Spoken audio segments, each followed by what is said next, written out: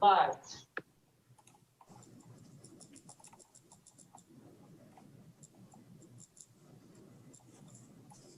Are live. All right, good evening. All right, I think we are on. Good evening, everyone, and welcome to our Fat Tuesday edition of the council meeting for the Village of Yellow Springs. And Judy, let's go ahead and kick it off by calling the roll, please. All right, Hausch. I'm here. McQueen. Here. Stokes. Here. Krieger. Here. Curlis. Here. Also present are Public Works Director Johnny Burns, Village Manager Josue Salmarone, Planning and Zoning Administrator Denise Swinger, Finance Director Matt Dillon, and Village Solicitor Brianne Parcels. Okay, so I know we have swearing in next, but I don't see Matthew Kirk, and he's supposed to join us, Judy? Matt and Sarah both, yes. I do see Sarah. All right, why don't we go ahead and do announcements and see if Matthew is joined us by then. I just want to say again, happy Mardi Gras, and hopefully you can find something warm to celebrate with inside. The other thing I want to do is thank our entire village team, village crew, administration, our police team for doing so many things over these past couple weeks to keep us safe. Water mains breaking, winter mix to say the least, and lots of other things happening. And we really appreciate our crew coming together, keeping us safe, and just cannot say enough. And our thoughts are with you as always. Lisa, I know that you had an announcement. Sure, I do. I'm sharing an announcement on behalf of the Wheeling Gaunt team that this year the Wheeling Gaunt 3rd Annual Community Service Award Program will be held virtually, and it's on Tuesday, February 23rd at 6:30 p.m. And the registration information will be announced in our wonderful Yellow Springs News on February 18th, and also on the Yellow Springs Arts Council Facebook page and other social media sites. The featured presenter is Brenda Hubbard, and she will be reading excerpts and discussing her newly published book, Legacy of Grace, musing on the life and times of Wheeling Gaunt. And the proceeds from the book will benefit the 365 project. I also want to give the update that Brian Malm's son, Anthony, has taken up the mantle to finish his father's work. And he will also present an update. The sculpture itself, after being delayed by the COVID-19 pandemic and by the tremendously unfortunate passing of sculptor Brian Malm, is on track to be completed this year with an anticipated completion date of fall 2021. Thank you. Thanks for that update, Lisa. That's really great to hear. Do we have any other announcements? Okay, I'm not seeing any. I'm also not seeing Matthew Kirk, but he can get sworn in the next time. And so Sarah, I'm gonna put this up and go ahead and stand. And Sarah, if you want to repeat after me, I solemnly affirm.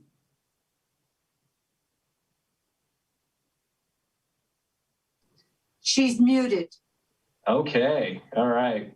Also, it'd be nice if possible, to see her so people can see who she is. Yeah, I'm not sure that will be possible, but hopefully she will be able to unmute. So Sarah, when you're ready, I solemnly affirm. I solemnly affirm That I will support the Constitution. that I will support the Constitution and will obey the laws of the United States and will obey the laws of the United States and of the state of Ohio, and of the state of Ohio, that I will in all respects observe the provisions of the Charter observe the provisions of the Charter and ordinances of the Village of Yellow Springs, and ordinances of the Village of Yellow Springs, and will faithfully discharge the duties of the Office of Planning Commission. the duties of the Office of Planning and Zoning. All right. Thank you, Sarah Sinclair Amen. Welcome very much. aboard. We appreciate Thank you for your having me. service. I'm happy to volunteer. I think it's everyone's duty to try to do their part. So thank you. All right. Take care. You too. Okay, and so now I believe we are moving into our consent agenda, which are the minutes from the February 1st, 2021 council meeting. Can I get a motion to approve? So moved. I move. Second. Okay, and we got a second. Judy, if you could call the roll, please. Yes, Curlis, Yes.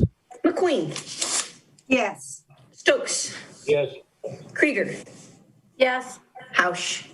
Yes. Thank you. All right, and now a review of the agenda. Anything that we need to add, remove, adjust? Do we, Josue, are you prepared to talk about what is referenced in Mitzi Miller's letter about people potentially being in person for council meetings? Yes, I can, Brian, based on the conversation, what we've, the ideas that you and I discussed. And Okay, so let's leave that for, let's just do that in manager's report rather than add an agenda item. Okay, so. I would say though, as a general recommendation for tonight, given the pressure on our village team because of the snow event, that we do our best to really focus our meeting and try to have a duration of 90 minutes in care of our village team. That sounds like a great idea, Lisa. All right. Okay, so with that, let's go ahead and Mary Ann, if you would like to review the petitions and communications, please. Yes. Yes. We had communications from a 365 project, I believe via Lisa Krieger, about 4 videos of Blacks in Yellow Springs walking tours that have been given, and they are available. 3 of them are available at the 365 website, excuse me, at their Facebook page. And it would be great if there's some way we could stick that on our Facebook page as well. I submitted some information about 2 Strong Towns seminars that I've attended online, one regarding how to create better biking, and one about community engagement. And Greene County sent a pretty long press release about vaccine update, COVID vaccine update. I hope that that would be available on our web page. I think it's very, very confusing for people when and where they can get vaccines, and the more information they have about that, the better.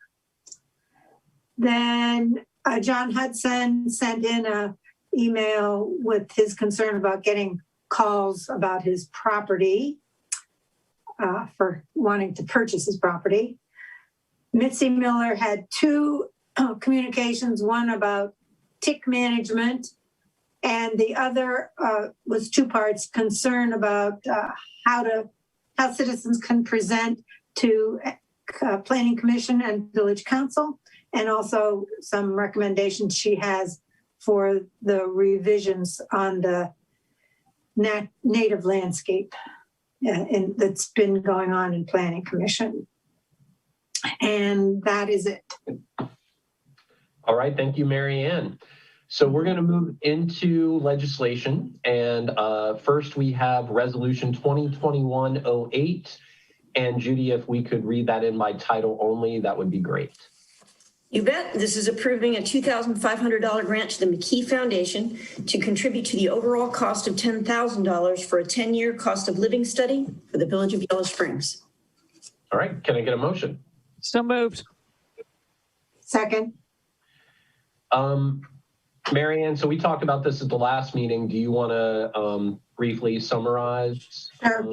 Yeah, the McKee group, McKee Foundation actually, has done 2 cost of living studies about a decade apart.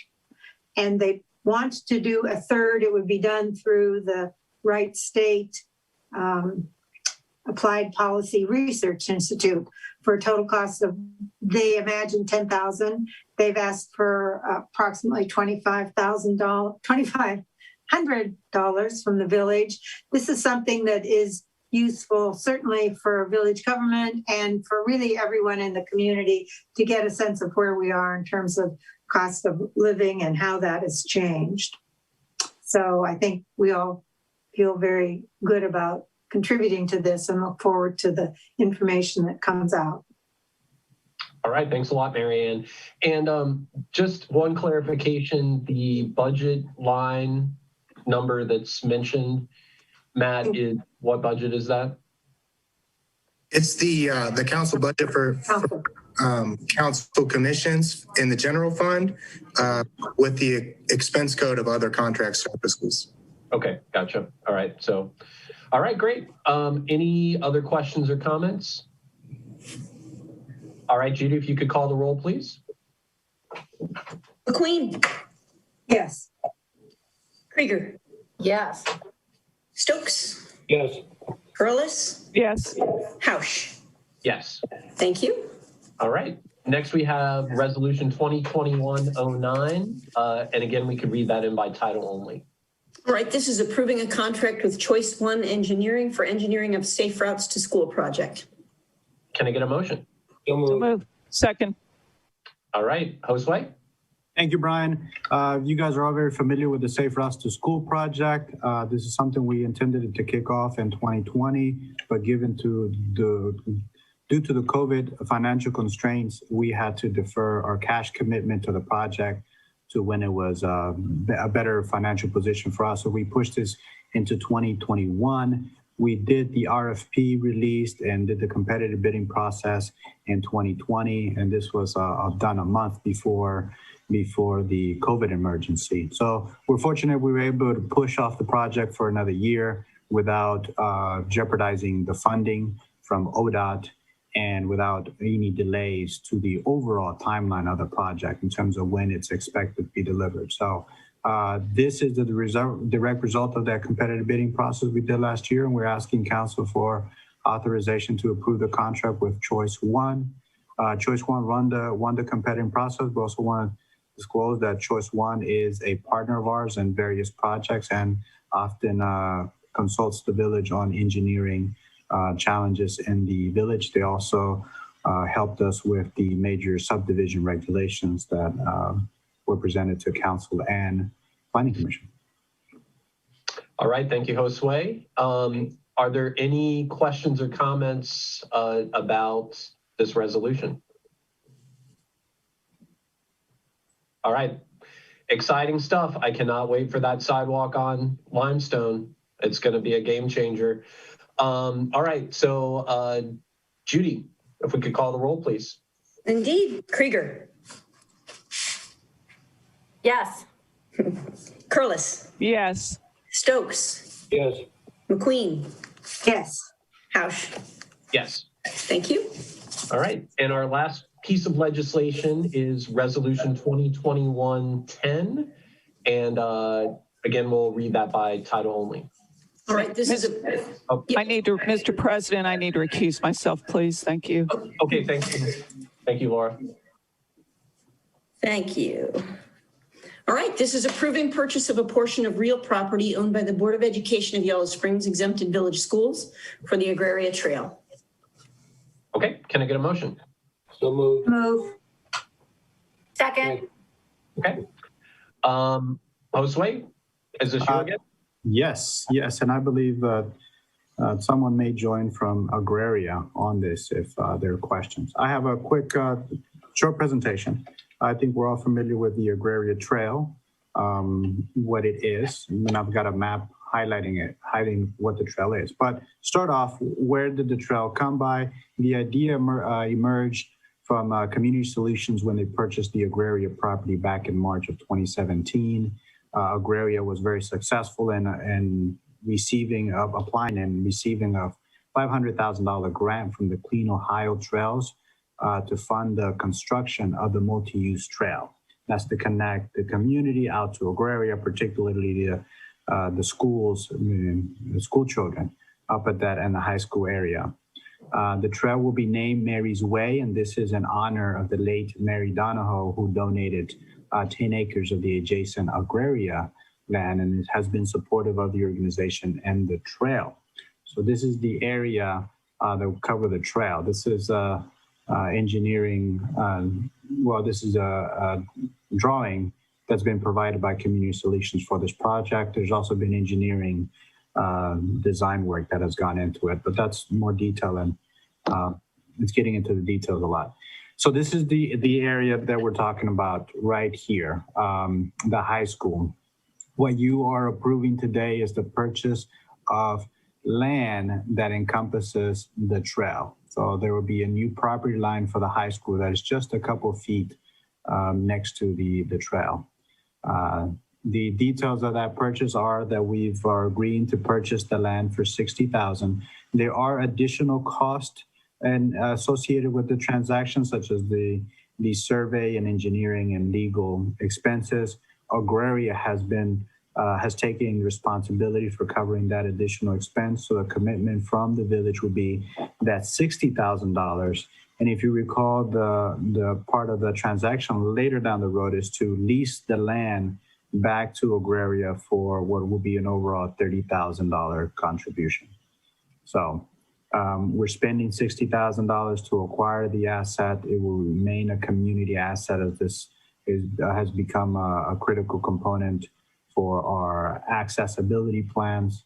The village will retain ownership of it. It'll be leased to Agraria for usage for Agraria, and part of the lease will recoup $30,000.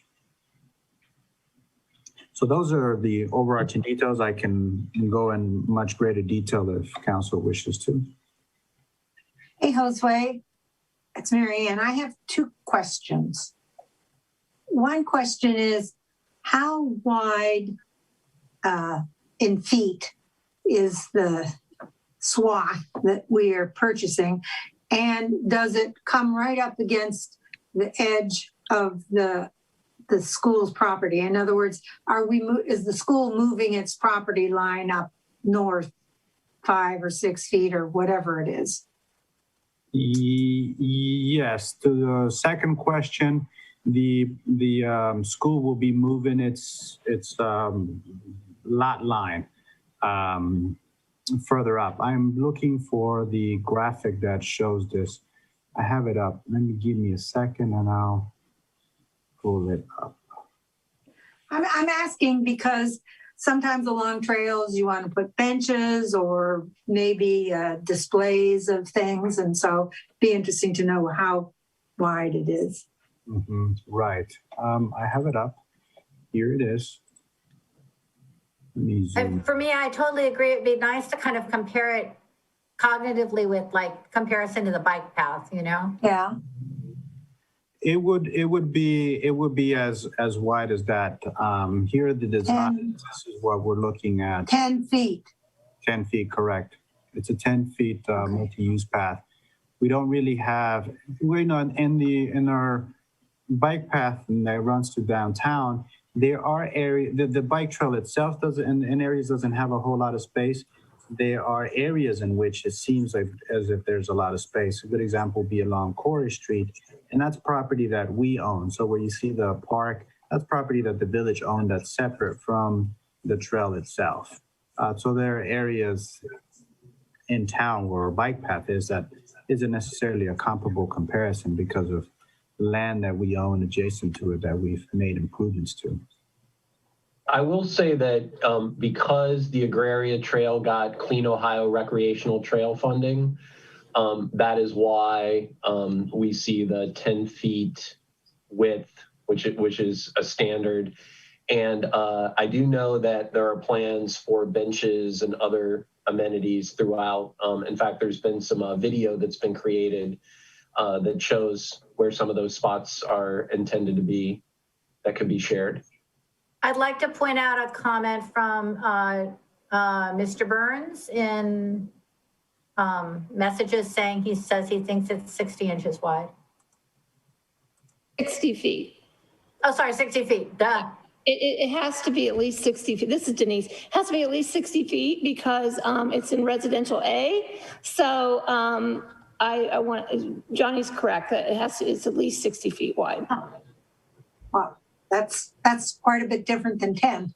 Well, that's great. Well, 10 is the path itself. So Yeah, right. 10 Okay. feet's the trail. that is correct too. Yeah. Great. That's really nice that there's that much space. 60. Yeah. I'm such a dork. So Megan put a comment in the chat that I agree with, is this question of like, how is this path going to be maintained? At whose cost? Agraria is leasing the property back. Leasing the property from us. Yep. Thank you. Are there any other questions or comments? Okay, I guess I have two things. Maybe these are for Brianne. So first of all, in the resolution, it does reference that we're going to, do the leasing agreement to be detailed about that's $2,000 a year for 15 years. And that is something that will also come to council for approval. Okay. Once that's worked out. The resolution that council passed last year when this was first proposed gave Josue ability to negotiate that once the purchase is finalized, to negotiate an agreement with Agraria. So that it will also come back to council for approval. Okay. And then the second thing is in the agreement attached, it mentions there's the section about the buyer being responsible for the I believe it's referencing the additional costs that Josue mentioned at the beginning. Yes. Does that need to be clarified? That's the thing that in terms of when you have any sort of property transaction, you're talking about your incidentals. When it comes to recording fees, that's $34 for a deed at the recorder's office. Your transfer tax, because it's not exempt property, but it will become it's currently exempt property because it's owned by the school district. It would become exempt property still because it's owned by the village. So we have to file that paperwork with the county auditor. All of those incidentals are things that the village is going to be responsible for providing to the appropriate county offices, but Agraria has agreed to pay for those costs as well because that's part of the acquisition process. Okay, so we don't have to have that in the agreement. Right, Agraria is agreeing to reimburse the village, and Josue, I know you've had some discussion with them for the things like the survey, and they can't purchase the property outright with their grant funds, but they can pay for some of the incidentals related to the transaction. Okay, that's all I had. Anything else before we vote? All right, then Judy, if you want to call the roll, please. You bet. Stokes, Yes. McQueen, Yes. Krieger, Yes. Hausch. Yes. Thank you. Okay, and we'll welcome Councilperson Curlis back as we move into citizen concerns. And this is the time in the meeting where we'd love to hear any comments up to 3 minutes about things that are not on the agenda. And do we have any citizen concerns? All right. Not seeing anything. Philip, anything? Okay. If not, Brian, no. all right. All right. So we're good. So then we will move into special reports. And so I am not seeing Amy. I've just texted Amy. Dr. Roma is unable to attend because of another opportunity. So Amy should be, she says she's waiting to get into the room. Excellent. Amy. So just as a preface, as she gets into the room, I would just like to extend a tremendous expression of gratitude to the members of the Art and Culture Commission, who I believe have exemplified in the past year active community member participation in a commission despite an incredibly difficult year.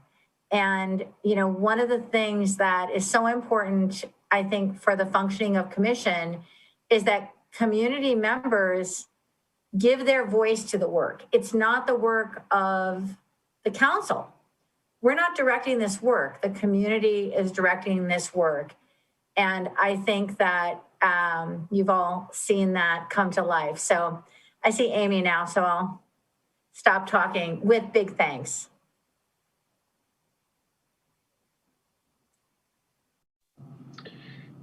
You're on mute, Amy. Okay, I'm going to go ahead and share my screen, is what I said. Oh. Can you see my screen now or not yet? Try again, Amy. I have to give you permission. You know, we've got all these security stuff going on over here. I understand. We can't control your cat filter, though. All right, let's see if this works, shall we? I'm going to see, if I do this, hopefully you can see the PowerPoint. We can. Okay, perfect. So the arts, I'm not sure what Lisa said, so forgive me if I repeat it, but the Arts and Culture Commission supports the mission of the Village of Yellow Springs in facilitating, promoting, and recognizing that public arts add value to providing educational opportunity, activism, economic sustainability, and an improved quality of life. The commission navigates and connects our creative community and the arts community with the village government.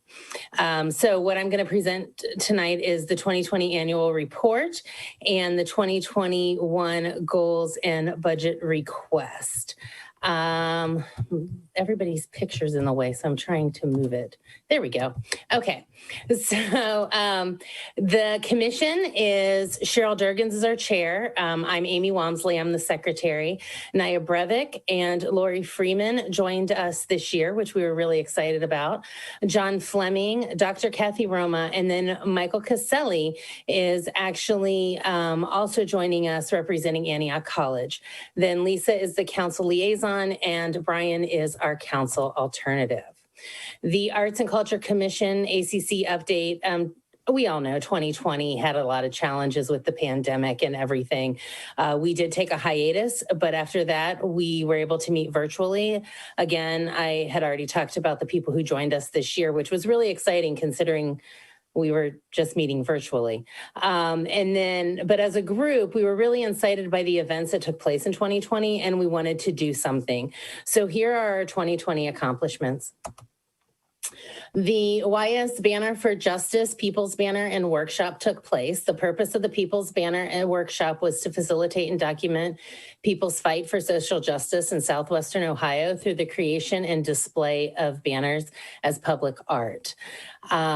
Miguel, who was the artist, actually facilitated young local activist artists and they created a series of banners. The one thing the commission has really tried to do this year is collaborate so that we can create bigger projects and really work together. And this is a great example of that. We were able to get permission from the Baldwin family, Gila and Shep from the hardware store, and use the wall to display the banners, as well as the ACC was able to work with the village and contribute $5,000 to the cost of these banners.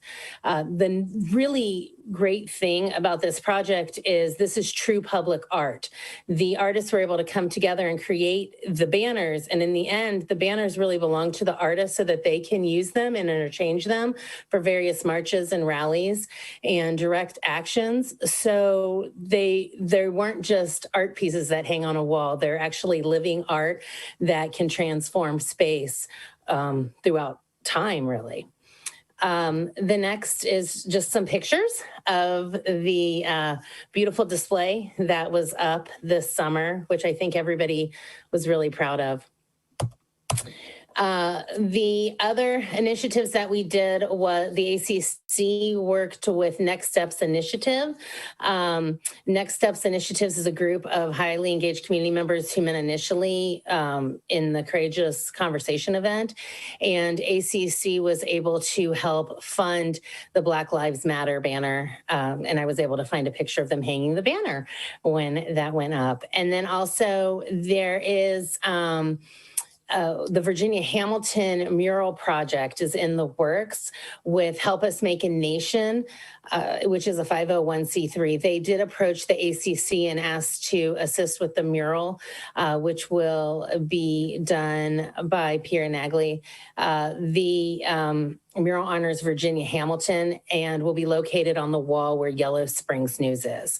So the ACC was able to contribute to that project. Other people who have or other organizations in the collaboration with that project is also the Yellow Springs Community Foundation. They have donated, and there will also be additional donations taking place at humanmuralproject.org. We awarded 2 Village Inspiration and Design Awards, VIII Awards. The objective of the VIII is to recognize the value of public art in our community, which drives economic development and enhances quality of life. The 2020 VIII Awards went to the Highland Haunting, which was Samantha, Linda, and Drake Highland. That's always a great time to drive by their house. And then also, or walk through, YS Banner for Justice, which we've already spoken about. And then the last thing, which actually has also carried into 2021, is the Protest Banner Project. In 2020, we did the planning and then the first submissions for that banner project. The purpose of this project is that Yellow Springs has always been engaged in activism, often taking to the streets to demand social justice in support of critical issues such as fighting racism, sexism, LGBTQ rights, environmental justice. And so we really wanted to honor this activist spirit of Yellow Springs. So we curated a lamppost banner series, an exhibit that is seen on Dayton and Xenia Avenue. There are 15 banners up now. And we will have 13 more banners delivered this week, actually, for this project. Some of the contributors to the project are the Yellow Springs community members themselves. So we asked for submissions from the community members. We solicited some submissions from the National Afro-American Museum and Cultural Center, Antioch College, and the Chicago's Women's Graphic Collective. Then with all these banners has been an educational piece for the community, not only to understand who submitted the banners, but why the banners were submitted and why they were used, and to educate the community around the socioeconomic disparities that were taking place at the time of the banners and could still be taking place. This was a hard copy piece that was distributed, but it's actually going to become electronic with a QR code coming up in 2021.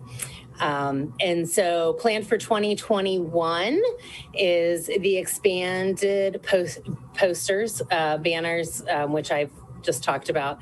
Then we are in discussion of additional mural projects to take place in the village. And then, of course, additional VIII awards. Lastly, the 2021 goals and budget request, $2,500 used for arts to amplify discussion and ignite actions, administration of the Village Inspiration and Design Award for the VIII, and then also to provide support to John Bryant Community Gallery, in close collaboration with the Yellow Springs Arts Council, and then also to help emerging artists. So the total budget request this year is $5,000. And that concludes my presentation. Are there any questions? If I may chime in here, I want to say thank you, Amy, for representing our commission with this presentation. I couldn't be more happy with the various ways that we fulfilled our mission in 2020.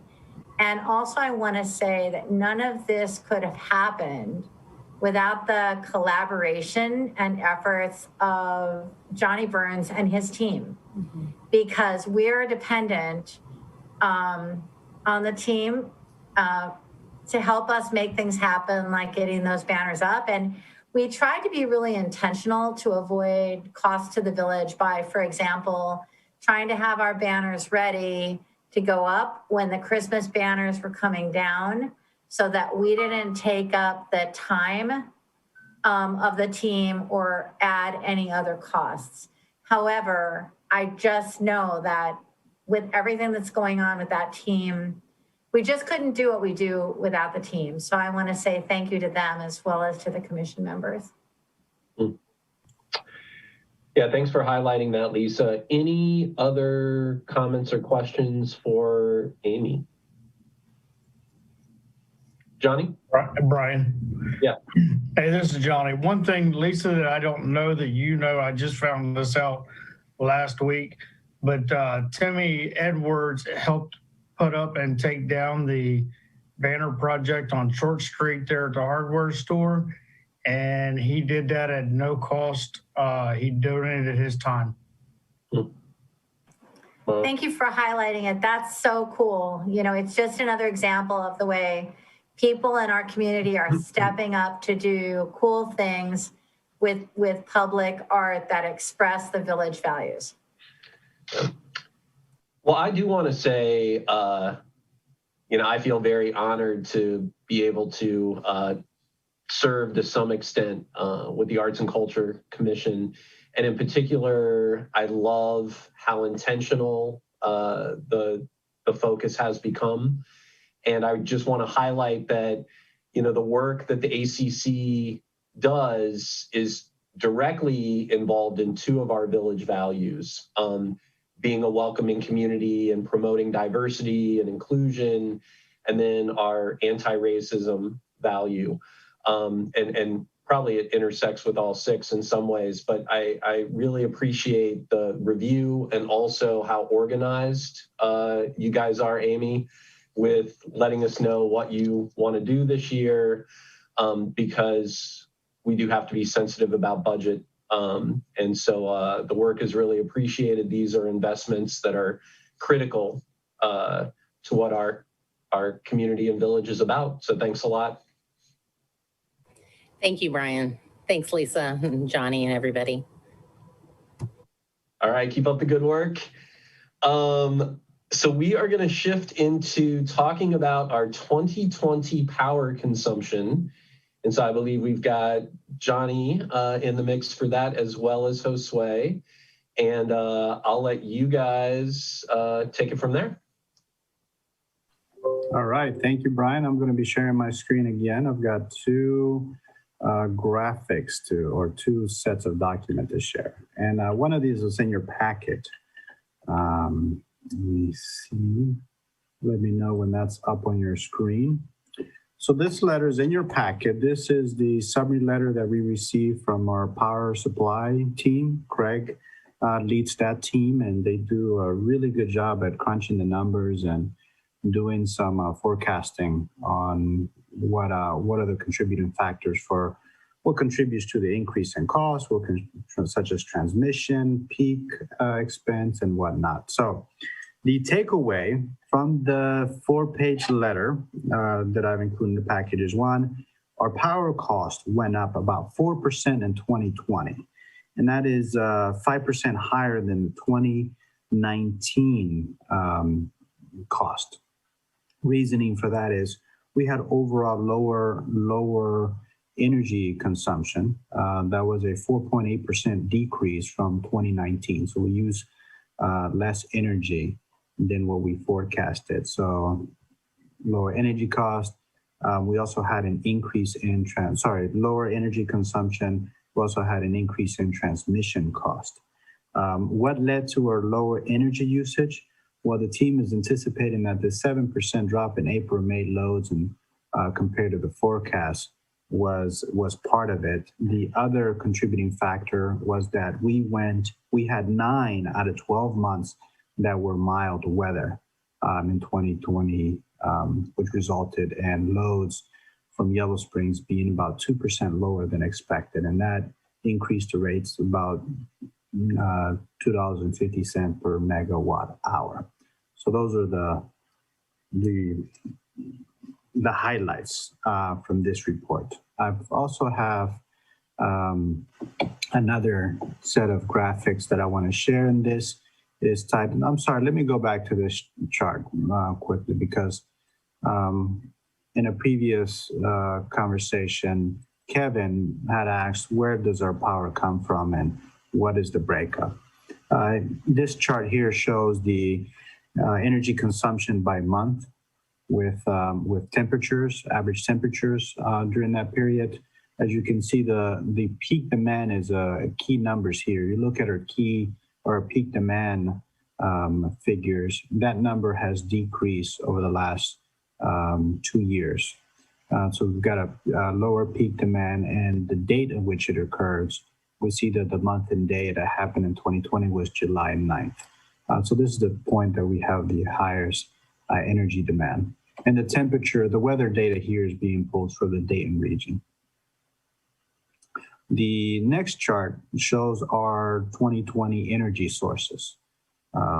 We've got two contracts that are expiring in the 2021 and one in 22, and that is Blue Creek Wind in the ED5 landfill. So they're a significant portion of our portfolio, and as we have planned to come back to council around mid to late March with options, and that's 2 options to replace those. One is entering into a purchase agreement through the AMP partnership for utility solar. AMP is working on a 50 megawatt system that we'll be able to join.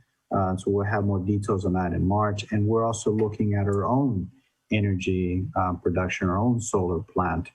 So we're working with our team on getting some price estimates and some designs for what has now become 2 projects. And I have some of this information in my manager's report too.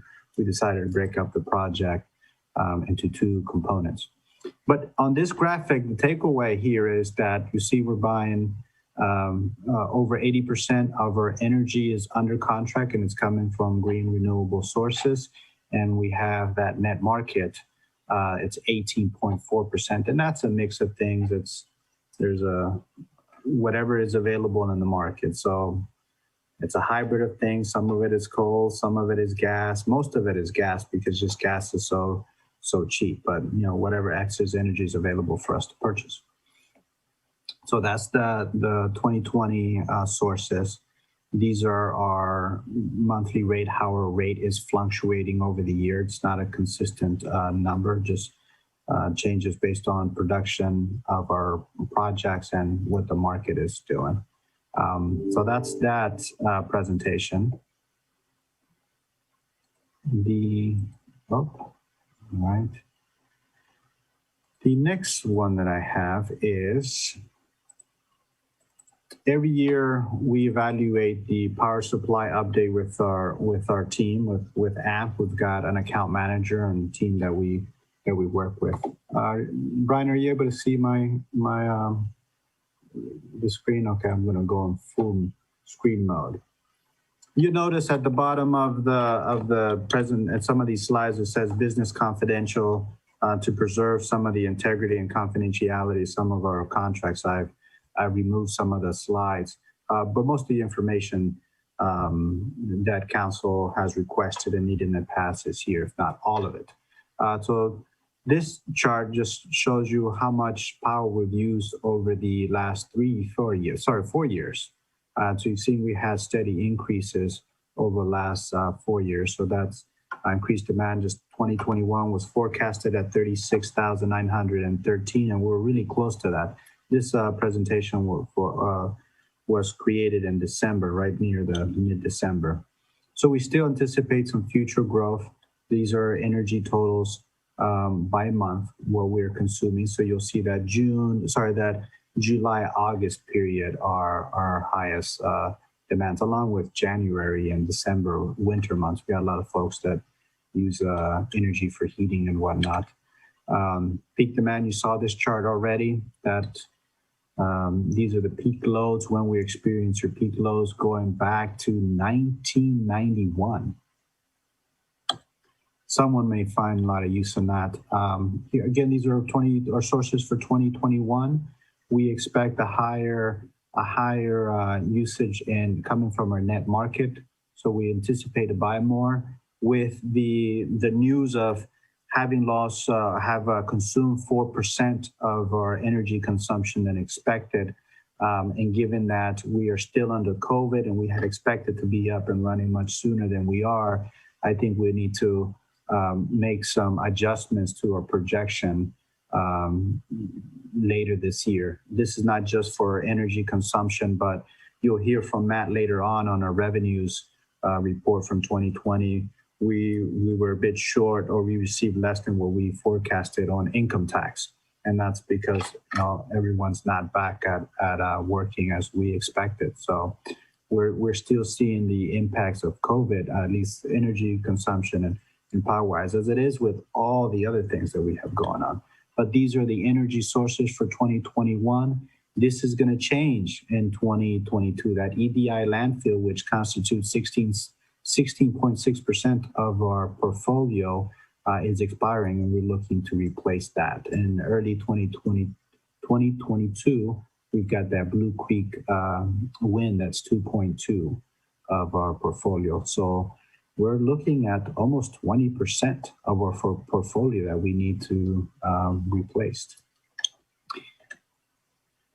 We've got a couple slides on where the hydro plants are, what they look like, what generates the power, where they are along the area. So these are our hydro projects. Johnny's made some commentary. I don't know, Johnny, you qualifies them as some humor, that we're highly concentrated on this one river. So, from a risk perspective, if it doesn't rain, this entire stream gets affected because this area doesn't get water. It's all connected to one area. Here are projects and what percentage of those projects we are a partner of are owned. The AMP Hydro, that's 0.38%. The Meadow Hydro is 1.56% of the project. And the Green Up Hydro is 1.54. And those are the corresponding rates for those hydros.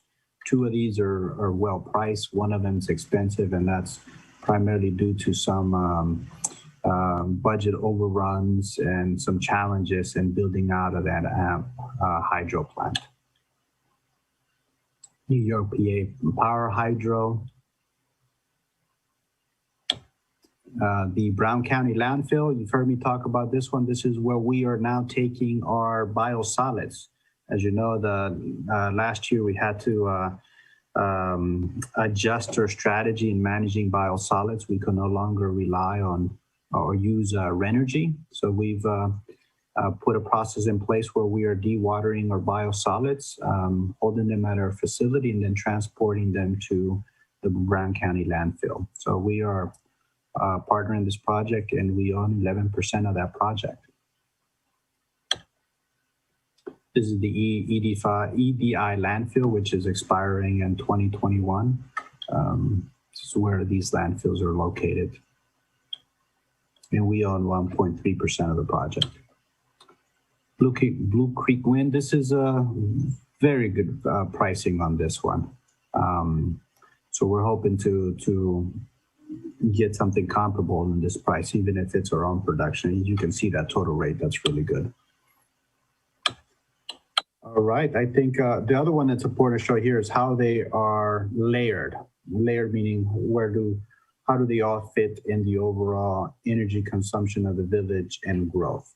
So the chart has years on the x-axis, and on the y-axis is the megawatts per hour. And the different shadings of the graphs are the different contracts. So you typically put your cheapest or your cheapest energy cost at the bottom and your higher price up at the top. With the exception here, your shortfall is what you're buying off the market. So that may end up being what the cheapest is based on market conditions. So you got all of the contracts, and you can see the shaded areas also indicate when they are expiring. So you've got the EDI landfill that ends in 2021, and then we've got that little Blue Creek contract expires in 2022, and so we're looking to replace those two this year. I've got a ton more slides. I can talk all night, but I'm being sensitive to time, so I will leave it there and answer any questions you may have. This is Laura. I asked a few months ago about getting a report on how much residential solar we have and how that kind of interacts with these other contracts. I mean, I think I see it. It's not mentioned, but I think I see it in this report when it shows how much less we're using. And I'm not sure if that's all contributable to the residential solar. I feel like the reduction in our peak power usage is, which helps our rates. However, it seems like on page 1, where you have the overall load was 2% lower than expected, what actually ends up happening is it raises all the rates. Is that, am I characterizing this correctly? I'm sorry, Laura, say that again. It raises. I just have that's a lot of stuff, but I'd like to know since, say, 2018, like we had a big push to put residential solar on, like what part of the village overall load was generated by small power producers? Yes, that's question number 1. Okay. On how much of our load was generated by our local producers, that's a challenging question to answer because one, the energy that's generated in a residential solar is one used in that home first before the net is put back. Now we have an accounting system and a good accounting system that we're able to track because we're now on the net billing process. We are tracking how much is generated by each account holder. So we can generate that report. Raven put together a nice report internally about how many permits had been issued, how many were up and running, and what the size of those systems were. So we were able to track capacity from that project. And then we've got a good billing system to track that. I can get that report by overall from the net billing accounting process that we have to see how much energy was generated by those residential solars. And I'm sorry I've missed that. I'm not recalling having that request. And if that's something that council will like, I'm happy to put together that report. It seems like it should be a little slice of the pie chart. You know, how much is being produced by our own people. It's a tiny fraction. It's small fraction. We really, we want to have a scale that that is significant enough. Right now, currently, it's not significant compared to, say, our muni solar. And I'm gonna bring up that slide because we have what the impact is from our muni solar, and that's a 1 megawatt system. That's sizable, and it's our residential solar isn't up there. You know, I agree with Laura.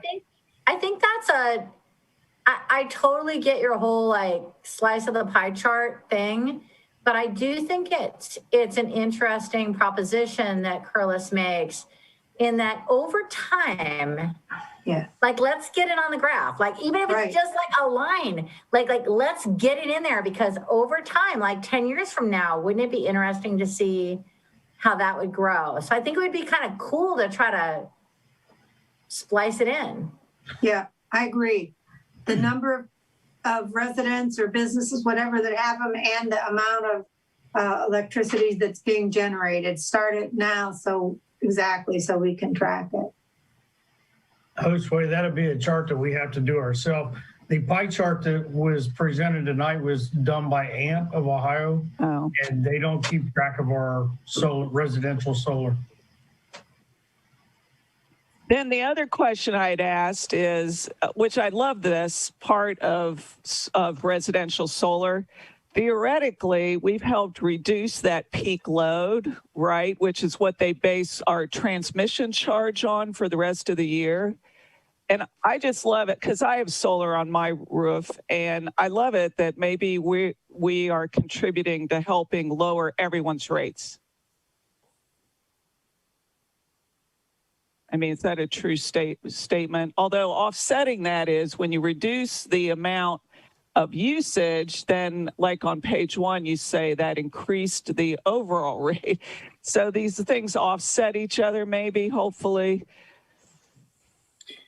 Yeah, I think it requires some deep analysis because as you point out, just, the rate goes up with lower consumption because there's lower customer base to spread out the operating cost.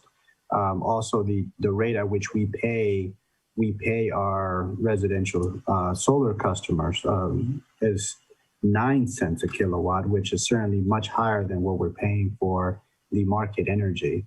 You can get gas at 2-3 cents a kilowatt hour, so a big spread there. So for that energy that we're buying from residential customers. So I think the numbers right now, the production numbers are low, that it's very difficult to see a tangible peak savings, particularly because there's a lot of projects that have been created in the AMP community to reduce the peak demand charges. For example, there's diesel generators that the partnership owns that we can fire up at any time to be able to produce energy to reduce the peak costs for the community. So that's an energy cost saving strategy that AMP has put together and has been doing it for a while. It's underutilized because why power up these diesel generators when it's cheaper to buy the gas? So there are other things that are in the mix that'll be challenging to pull out any particular thing about the overall impact it has on the peak charge. So, Josue, is one way to mitigate this increase in cost from lower usage to have more of it under our control, like more solar? Yes, because at that point, if you got a large scale solar per generation locally, you're reducing your transmission costs, your distribution charges that Dayton is charging us, and that cost is increasing. We're going to see an increase of almost $1 every year for the next couple of years, and distribution and transmission costs from Dayton Power and Light. So we can offset that by having an increase in energy production locally. The other thing too to consider is that there's less of a loss by having it just produced locally. As electricity travels through, you're losing energy. Most of our projects are meter. Johnny, how far is your meter? We've talked about energy lost over transmission. Say that again. How far is my meter? Our meters, because we get meter by the transmission at the station, switch station. AMP monitors 100% of that meter. Okay. And they also monitor the one at the solar site as well. Mm-hmm. That is the reason why that solar is shown on the AMP site is because they manage that meter itself. So, but Brian, to your question, yes, there's a lot of benefit to be gained by producing energy locally. Right, because I'm guessing part of the issue here is kind of overshooting to make sure that we had enough, to cover our energy needs. So I'm going to propose a follow-up and a potential like part 2 of this discussion, because what I've heard from some other questions, and it was on my mind as well, is to be walked through why decreasing our energy usage increases the cost. I mean, I think there are some pretty straightforward reasons why, but more importantly, how do we mitigate that? And I don't think the answer is we don't want to be promoting diesel or anything like that. So I think that's where we can make more informed decisions about how much local solar, and then also some of those investment decisions that are coming up as well in our renewable portfolio. So yes, if we could follow up, so maybe just that is kind of sort of mapped out a little bit so that we can absorb it and then discuss it at a soon meeting, if not the next meeting, the one after. But anyway, any other questions or comments? No, I would just say, Brian, I think you hit the nail on the head. I was going to ask that question about how much control we have over those price increases, because simply looking at the presentation at face value, it's like we're being penalized for being conservative, if you will, in terms of our utilization. So I don't know how much of it is outside circumstances, all the things with the weather and changes, or to what degree is it based on our projections and us falling below those projections. So, I understand it's sort of a complicated mix of things, but again, it just seemed like this is an example where less literally is more. Mm-hmm. Okay. And I see that Megan asked a question about the solar cap.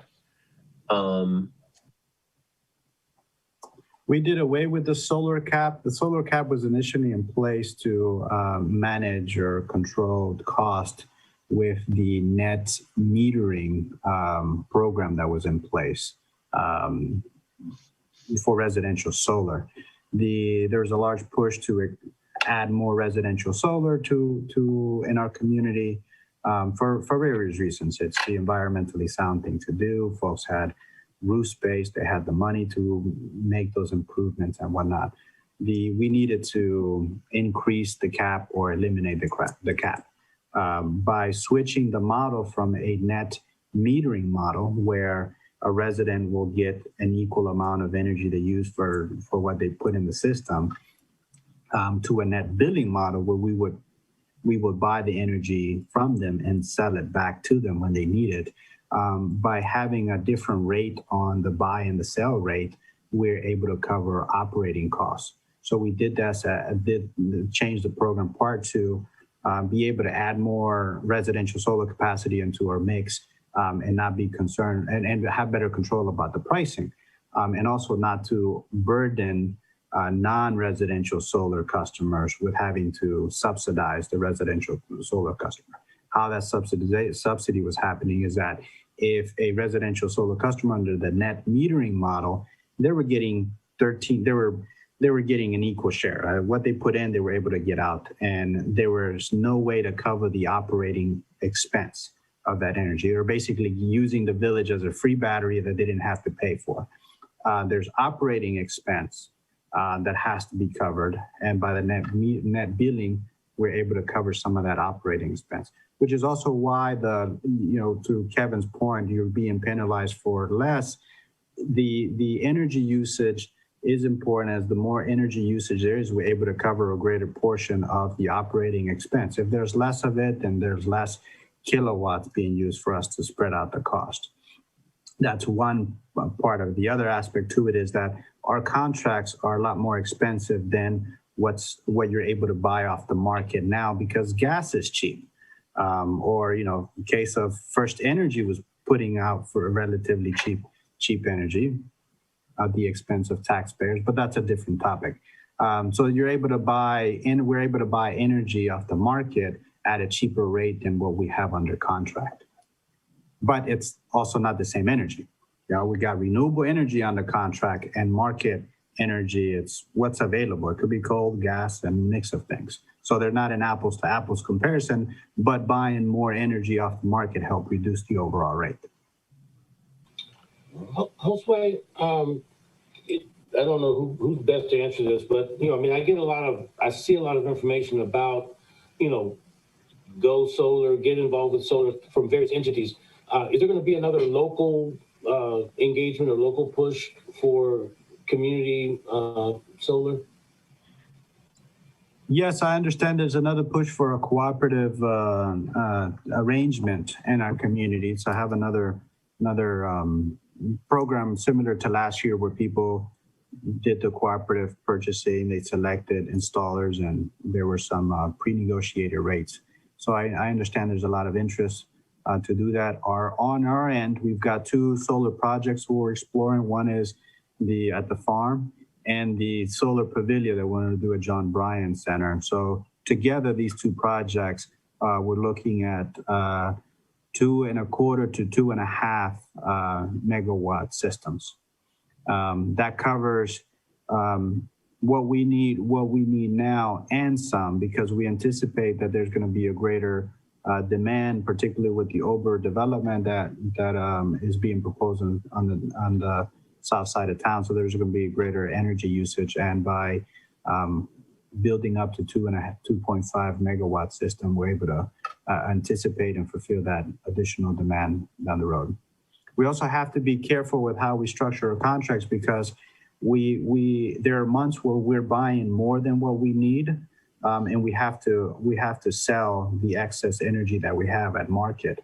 So we want to make sure that we have the right balance where we're able to sell the extra energy we have and buy additional energy when we need it. Okay, so it sounds like we'll have some things to follow up on, and I'm going to move us into the quarterly financials. Matt? Hello, everyone. Thank you, Brian. I'm here to talk about the year end or the fourth quarter financials. I'm going to walk you through page 25 of the packet. What we have is a summary sheet of or a snapshot of how we ended the year financially. The sheets that I provided offer a few different viewpoints of that financial position. To begin the year, from a cash standpoint, we started with $8.9 million. We took in revenue of $14.3 million and net expenses of $13.3 million. We also have encumbrances equaling $943,000, and we ended the year with just over $8.9 million. Overall, this was a $38,000 gain. And this does include the encumbrances that we get to pay out. So this could increase as we go forward. But as of right now, we ended the year with just above what we started out the year with. For bank reconciliations, we currently have 4 active accounts where we carry balances. All bank accounts have been reconciled through December or the end of the year. In 2020, we shifted from using U.S. Bank to WesBanco as our main operating and payroll accounts. And there was a move to WesBanco of $250,000 from a Raymond James investment accounts. For the bank report, we have $2,430,000 and $2,430,013 in Star, Ohio. We have $486,000 in Raymond James, and roughly $6.9 million in our WesBanco operating fund. In 2020, we implemented a sweep account so that we could maximize our investments in the WesBanco account. And what this does is it clears money from our needed for payroll at around midnight every night, and it doesn't cost us anything, but it does allow us to maximize our investments with WesBanco. Overall, from a cash standpoint, we did have a $1 million gain, but this does include around $943,000 in prior year encumbrances. From an all fund standpoint, we ended the year with a gain, like I said, of around $38,000, including encumbrances. At year end, the general fund took a $55,000 hit to its fund balance. Fund 202 was increased at year end by $169,000. The Park and Street Fund 204 increased by $49,000. The electric fund took a loss of $162,000 overall. The Fund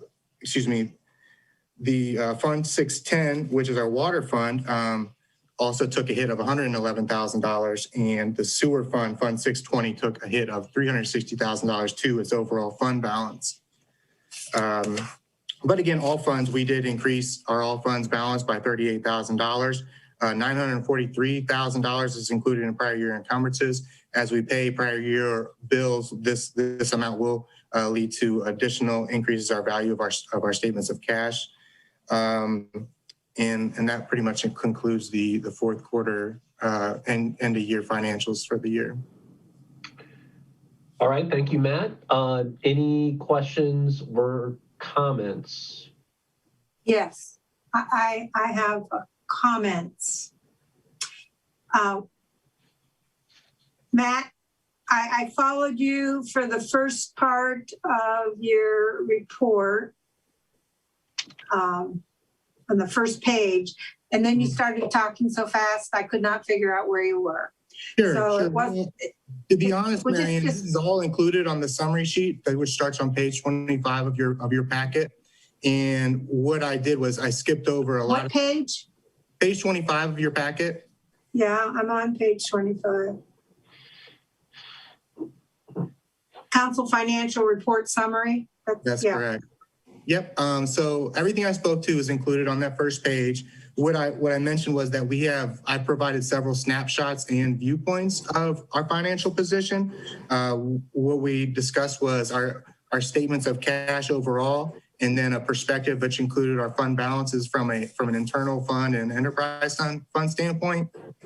Okay, so I want to stop, please. So you know this stuff really well. I do not.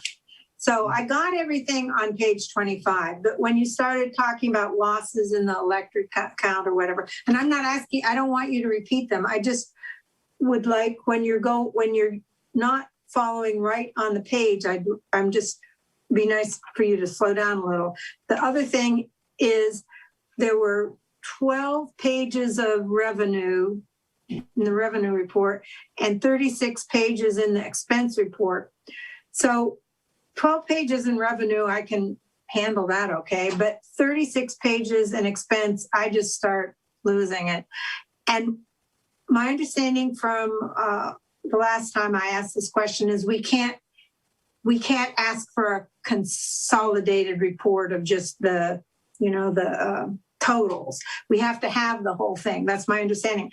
But I'm wondering if it would be possible to highlight the summaries along the report so that we could go through and look at the summaries, because otherwise trying to read 36 pages, if I don't look at it at all, then I feel like I'm neglecting my duty. But if I start looking at it, I just get lost. So anything you can do to help at least me really feel like I'm paying attention and understanding without having to spend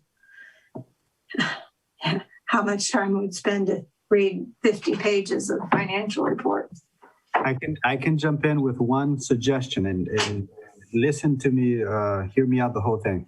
We can solve that by adding one more report. You probably don't like the idea of adding one more report to it, but here's my reasoning how we solve it by adding one more report. We have a statement of cash position that shows all the funds, their beginning balance, their net revenue, net expenses, and any encumbrances, and then it gives us an ending balance. So that is the high level overview of that particular fund. So for example, the general fund, we start at 2.4, we brought in 3.3 million, and we spent 3.3 million. We can solve or provide a solution by adding another report that it breaks out funds by categories, by subcategories within the fund. So for example, you'll have some materials and supplies, personnel, and then other contractual services. Do you think that that would help? Well, that would be similar to page, the statement of cash position.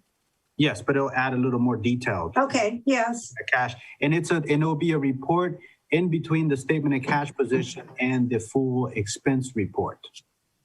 Because if you look at it, that would be helpful, and then maybe highlighting,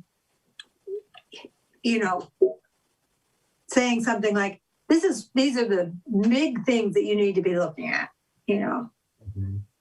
That would be helpful. Yeah, I won't make the judgment on what are the big things that you need to be. Yeah, okay, I guess that's not the right thing for you to do, but. Yeah, because one of you might want to know about postages or how much we're paying in power poles, materials and supplies. So, I'll leave that up to you to make. Okay, thank you. Any other questions? Well, I think it would be helpful for the finance director to point out, like he mentioned, we had a hit on this fund by this much. Sometimes those variations are just normal, they're seasonal, or they're expected. Like if the finance director could just highlight something that's unusual or unexpected, that'd be helpful. Thanks. So, from my read, it seems like we did quite well for 2020, considering, because I guess, I think the presentation was sort of like some ups, some downs, but I guess the high level to me is like, wow, in a year that was mostly pandemic, we balanced the budget. Yes, that's correct, Brian. I'd be happy to run through the summary of the numbers again. But again, we expected to take in $13 million in budgeted revenue. We actually took in $14.3 million. We expected to spend $15.6 million. We actually spent $13.3. Overall, this led to a net gain in all funds of $38,000.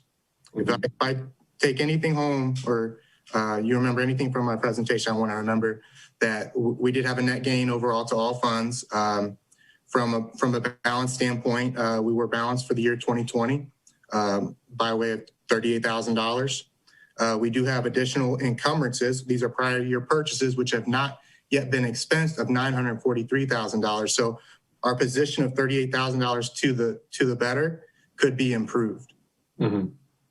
All right, thanks for that. This is Lisa. I think what's coming through for me, if I'm understanding it correctly, is yet another acknowledgement of the work that Josue and the team have done during a tragic crisis year to balance cost avoidance with revenue loss and still work on sewers and keep the grid up and keep everything going on. I think that's the message I'm hearing. Am I getting that right?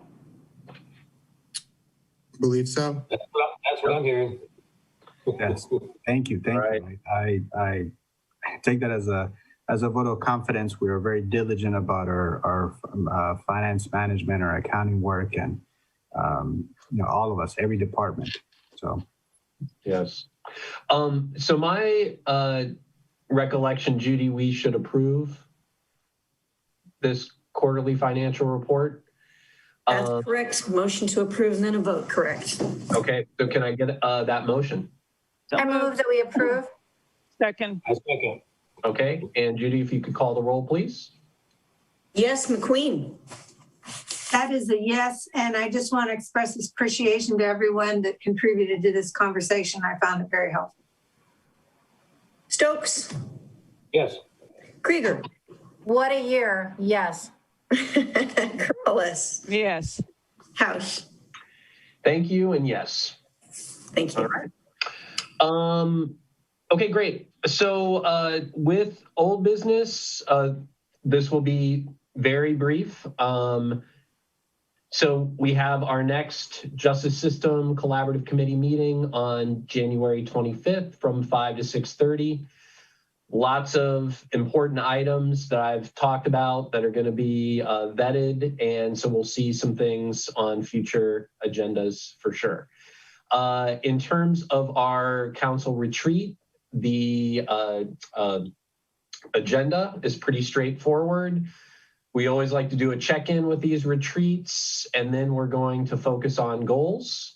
Then we're going to talk about capacity vis-a-vis boards and commissions and committees.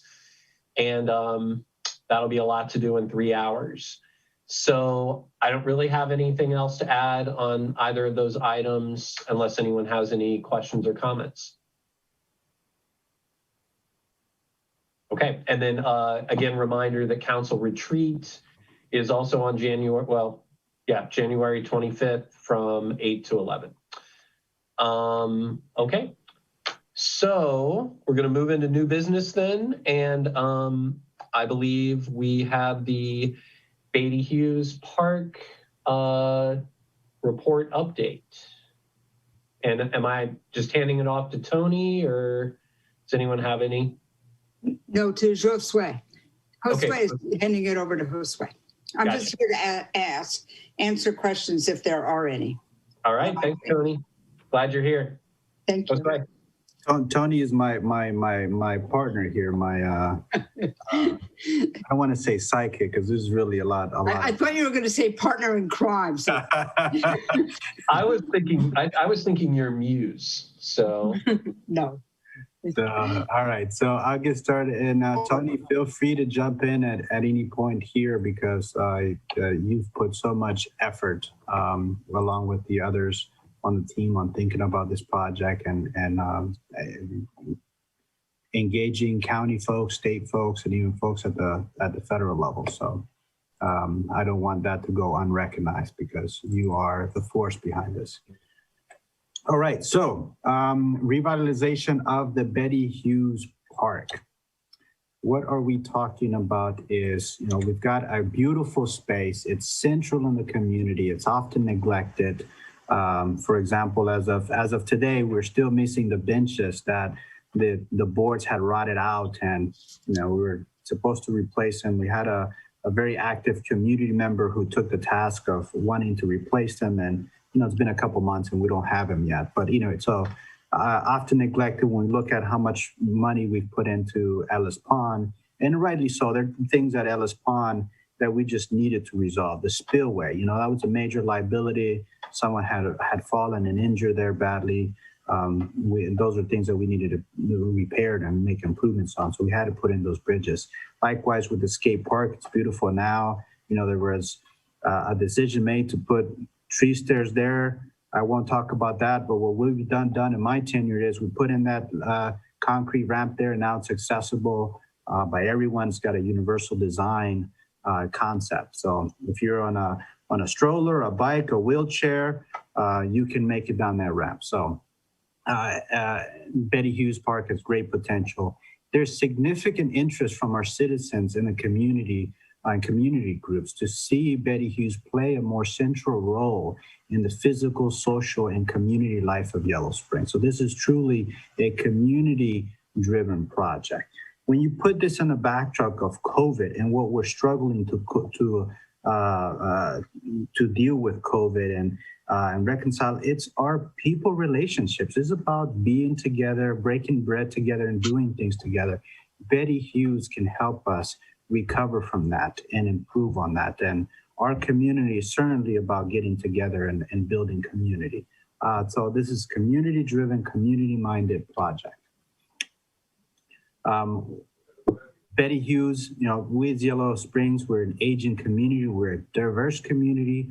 We're committed to using the lessons of COVID to improve our health and well-being. And we've got some stormwater issues, and the park can play a role in stormwater management and stormwater management practices.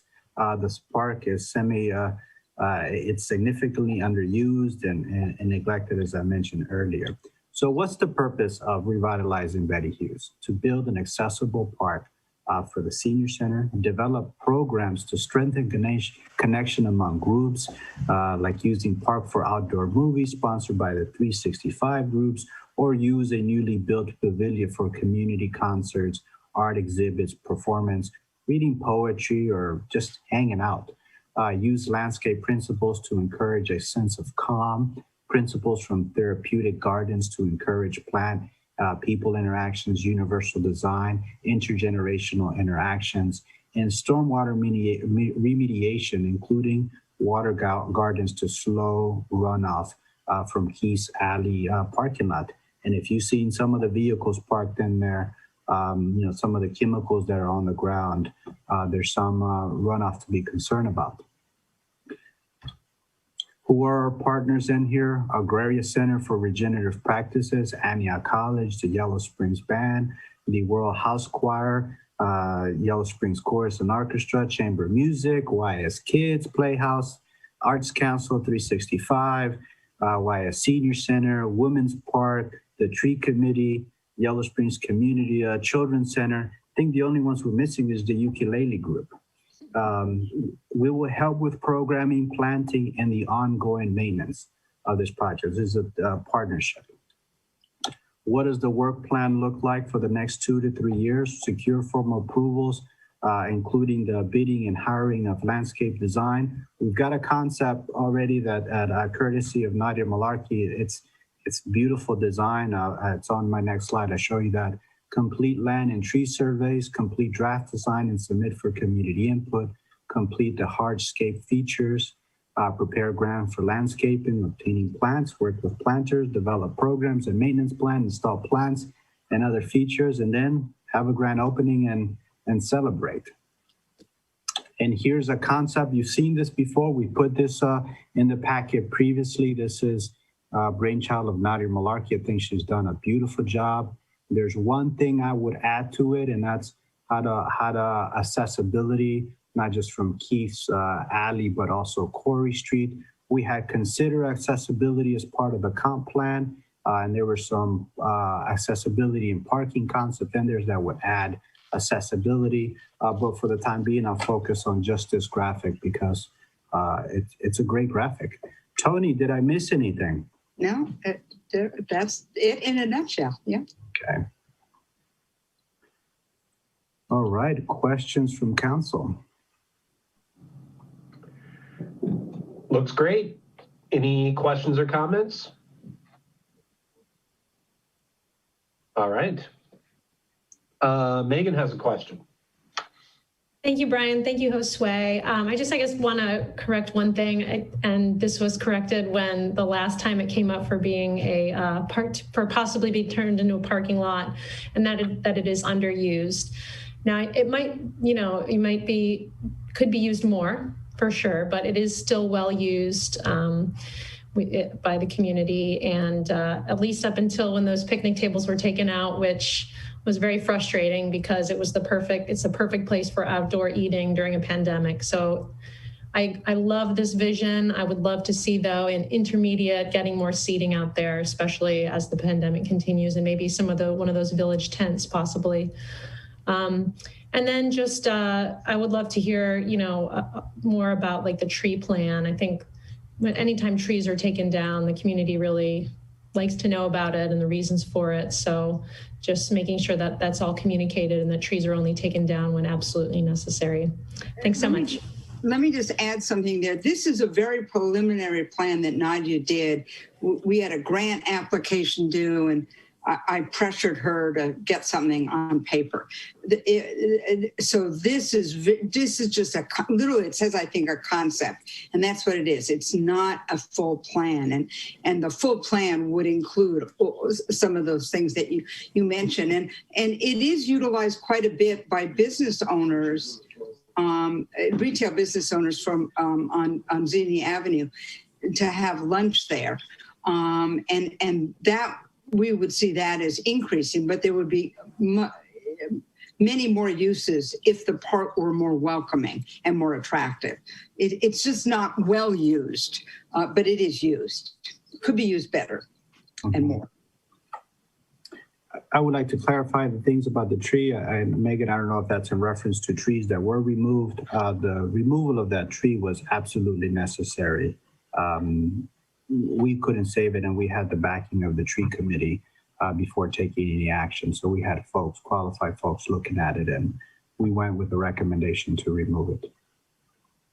That's why we would do a survey to really to know what trees, if there are trees that need to be removed, but we wouldn't do it without, I mean, there's a ton of public input that would come from this project because it's going to be used by the public. Okay. Any other questions or comments? Yes, I have a comment. Yes, Marianne. First of all, I like the idea of the village putting some more resources into this park. As Josue said, we've done a lot of really great work at Ellis Pond, and I think that's really appreciated. And I think it would be really nice to do this. At the same time, I'd like to make a point that the Strong Towns organization that I mentioned earlier continually talks about of incremental development. And what they say is, do the smallest and least expensive thing you can do and do it now. So what I heard Megan say is, oh, they missed the benches. Well, probably no one's going to be going out right now and using benches. But putting benches out there or back out there or more benches would be an easy first step, an example of something that doesn't cost too much, and it's an example of something that's been requested. So I'll just say that. Thank you, everyone that's put this together, too. Yes, thank you. Great discussion, and I'm glad that we are focusing on this green space, which is very important for the village. Marianne, I know you have the other business topic about I do, yeah. Yes. So my intention in the 10 minutes is to explain a little bit to council about the proposed solar installation, so-called solar farm, that is supposed to go up east of Yellow Springs in Miami Township, Xenia Township, and Cedarville Township, mostly in Miami Township. And why I think we should be concerned about it, and recommend that we spend some more time having a more robust conversation about it, and support Miami Township. So this is a project that, if approved by the Ohio Power Siting Board, I think is the name of it, would encompass an area actually bigger than Yellow Springs. And that area is prime farmland. There are other states, notably East Coast states, that actually have some more robust criteria for where they site solar, or at least recommended criteria. In this case, we have the unfortunate situation in which solar energy, which actually apparently is being produced, or it's for the East Coast, not that these electrons are going to make their way there, but that's the purpose, I understand, pitting solar energy against farmland. As we deal with climate change, clearly solar energy is important, but solar energy is not going to save us. I mean, we have created a catastrophe on our planet, and while solar energy is a good piece of it, it's only a piece. Another critical piece is having farmland, and increasingly farmland that produces farm for us, localized regional food production. The Miami Township, and Don Hollister is online, I understand, is planning on being an intervener, and they will presumably have to pay an attorney to intervene to oppose, or at least hopefully modify this project. Yellow Springs does not qualify. I've talked to Marianne. Can I address that? Yellow Springs could file to become an intervener, but the standard for intervention is such that when I spoke with Marianne, unlike the township, no part of this project is actually proposed to be within the geographic limits of the village. Therefore, I'm not recommending that the village at this juncture pursue intervention status just based on the geography, because geography alone will not give you intervention status, because no portion of the project is for now to be cited within the village. But if that application comes to the Power Siting Board and any of the property that's identified as possible lease property is within the village, we would have stronger standing to pursue intervention. The other grounds for intervention are based on whether the village's interests are represented by another party. And I hate to interrupt, but I do want to clarify that it's not that we're not a qualified intervener, it's that the consideration and the criteria for becoming an intervener are such that until we actually see an application, I'm erring on the side of we don't want to pursue intervention if no portion of the project is necessarily within the village. Unlike the townships, which have to provide public safety and have tax considerations, road considerations, that sort of thing. So yes, I am not here to recommend that we be an intervener. Council could decide that. I'm not recommending that. I could see that we might want to support. In fact, I think it would be good to financially support the township. But I think that this, because of the long-term lease, I think 30 years, does have an impact on a negative impact on the region. And I think that it's important that council understand this and that in some way we weigh in on this. The Ohio Power Siting Board has already allowed a number of other solar arrays in the state, and the very excellent PowerPoint that is included by the citizens who are for Green Acres shows areas in Ohio where those installations have already been approved. So I'm going to stop now, probably taking about 5 minutes. And so my request from council is that we, I want to assess the interest and that we have a more robust conversation at a future meeting. And if Don wants to say anything, I guess he could do that now too. Thanks. I'll follow up briefly on Mary Ann's remark too, because as of last week, they still don't have the application docketed. But as soon as that application is docketed, they do have to notify the government entities where the project is sited, which would be the township in Greene County. So I am posting in the chat window the link to the docket because they filed a waiver for the public hearing notice to be able to do that on Zoom. The case number is 21-0117-EL-BGN. And the first thing, and the only thing that's been filed in that so far is the request for the waiver of an in-person public meeting. The application has not been docketed with the state yet. They may have filed the application the same day, but it has not undergone OPSB staff review yet. Once it does, and it's formally docketed, that 30-day window to intervene will start ticking. And Mary Ann, I don't believe that Don is in this meeting. I don't see him anywhere.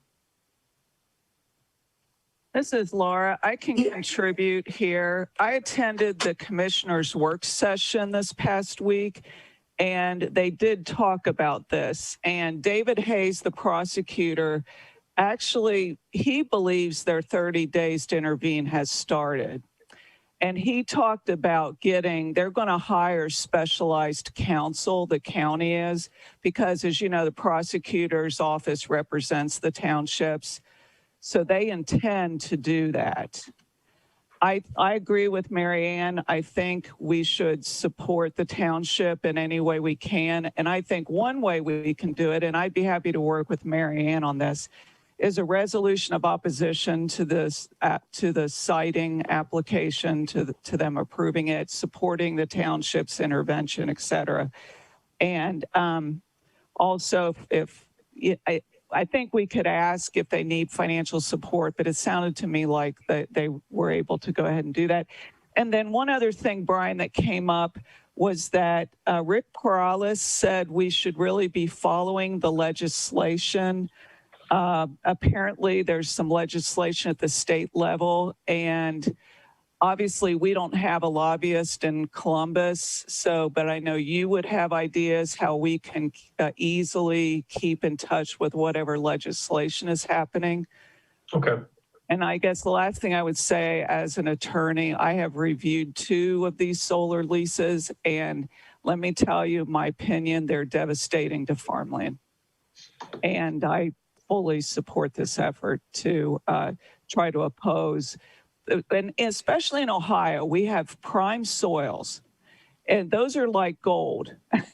I mean, if you want to go build on crappy soil somewhere, do it, but we have great soils. So this is really a terrible place to put solar. Thank you. Thanks, Laura. Mary Ann, did you want to say anything else? Well, so Laura has offered for the 2 of us to work on a resolution of support, and I would like to do that. I'd like to know if council approves that. I support. Or at least a draft. Can I interject again? Because this has been docketed, if we wanted to have a discussion with the outside counsel that Greene County and the townships are going to hire to decide whether or not we would ask the townships to also look at some sort of role in, collaborating with the village, because the townships may not necessarily be opposed. We don't know. Those are matters that we could discuss in executive session because this is pending litigation. Well, Miami Township is going to oppose it. At least that's what Don Hollister said. I don't know about that. Well, I mean, we can't have one trustee speaking on behalf of the entire board, so we don't know. Yeah, okay. Okay. Lisa, Kevin? Yes, I would support that resolution. Yeah, I strongly support this. I mean, our soil is gold. And as the environment changes and less places have soil that will grow things, we need to nurture it. So I agree. Yep. Excellent. Thank you, Mary Ann. Thank you, Laura. Thank you, Brianne. Okay, so I think with the manager's report, if any council member has a particular question, please ask Josue that question. If not, the report is detailed and I think pretty clear. The only thing I would add, Brian, is that obviously you guys know we've had a lot of snow, and I just want to reiterate, thank my team that they've been dealing with so much over the last couple of days. Megan did a wonderful job of capturing this main water break in the downtown area. So here the guys are hard at work cutting the main road to fix a water main, and big water main, and they got it done in just a few hours. So very grateful for the team. And also while plowing the snow, they were out at 8 o'clock at night plowing snow last week, and then again at 5 a.m. in the morning they were plowing more snow, and then at 9 a.m. they were out at it again, changing bad power poles. So just want to recognize that. I'm sorry I didn't get these pictures in the manager's report, but wanted to share those with you. And that's it. Well, and it's not over yet, right? We've got some more snow, yes. Yeah. Well, thanks again, and thanks for sharing. Thank you. Photo. Yes, amazing, Yes. Amazing. Okay, and the other item, Josue, we'll just talk about that at the retreat during the check-in. Okay, boards and commissions. Is there any particular item that any council member would like to highlight with their boards or commissions? Okay. Future agenda items. So we've got some things that are already outlined. Any other items that people would like to highlight? I would like us to revisit selling our RECs, or I'd like to have a discussion on maybe that makes sense to do in March when Josue mentioned that he was going to present solar? One or two? The 15th 15th? of March. Oh, Sway, does that make sense to have a discussion at that time, do you think? Yes, we can bring it in then. We have we reached out to our AM team, so we have the number of racks and we've got a general market price point for those racks. So we're ready to provide a presentation like we did last year on the renewable energy. Okay, thanks. We could keep them separate or put them in one meeting. Well, I don't care. Whatever's going to work with your schedule and council schedules the next month or so. Okay. Anything else? Do you want to bring the power sourcing discussion for the first? I'm not sure. We can slot it there for now. Put it on, okay.